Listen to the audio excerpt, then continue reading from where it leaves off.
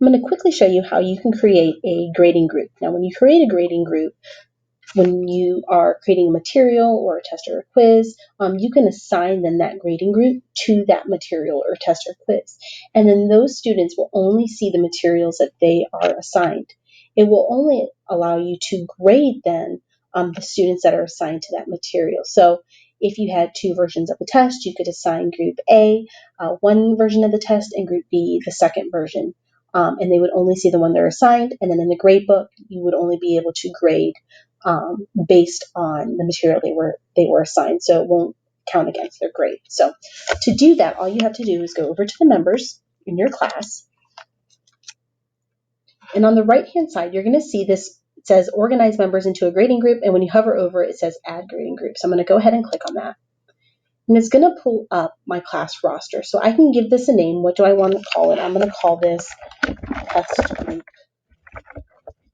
A.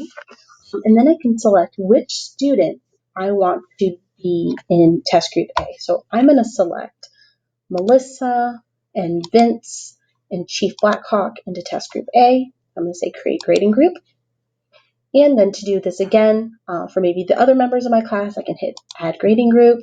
And now I can select the students that I want in this other grading group. This can be as many or as little members in a group as you need to. So if you had 1 student, you could create a group just for the 1 student to differentiate their learning. I'm going to call this one testing group B, and I can go ahead and hit create grading group. Now, to then use these grading groups, if I go over into my materials and I add a material, I'm going to say add a test or quiz, and we'll call this test A. I'm actually going to call it Chapter 1, Test A. What I can do down here below is individually assign. Anytime you see these 3 little dots when you're creating a material, if I click on that, it gives me the option to assign. So I can either type in a student's name or I can type in the grading group that I created. So I'm going to call this test. And when I start to type in test, it gives me all the options. So I'm going to say test group A and hit create. So now, I forgot to assign a category. I'm going to say assignments, and I'll give it a test day of today and hit create.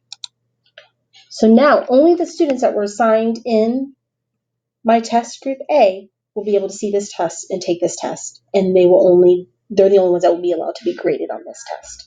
So I hope that helps you. If you have any questions, you can give me a call at 630-301-5042 or shoot me an email at stierfelder@sd129.org.